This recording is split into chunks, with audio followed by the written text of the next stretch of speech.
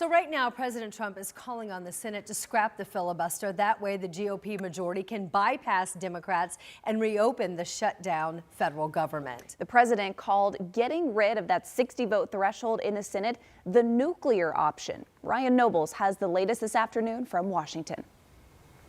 Fresh off his overseas trip, President Trump this morning putting pressure on Republicans to end the shutdown. Posting overnight, it's now time for the Republicans to play their Trump card, calling for an approach they've resisted so far, the so-called nuclear option, which would allow Republicans to pass bills with a simple majority rather than the 60 votes, which requires them to work with Democrats. Both sides have been resistant to that move in the past, fearing it gives the majority party too much power. The 60-vote threshold has protected this country.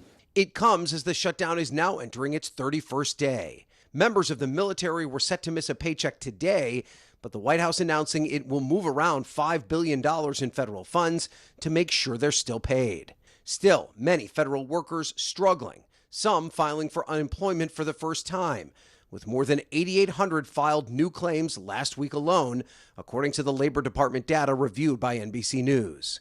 Food banks in demand in Washington, D.C. and throughout the country. At the stroke of midnight on Saturday, the federal government is scheduled to halt all SNAP food assistance. Without SNAP, it's going to be hard to find food that's able to feed us. It's a problem members of Congress recognize, but fail to have an answer for. You're messing with people's lives.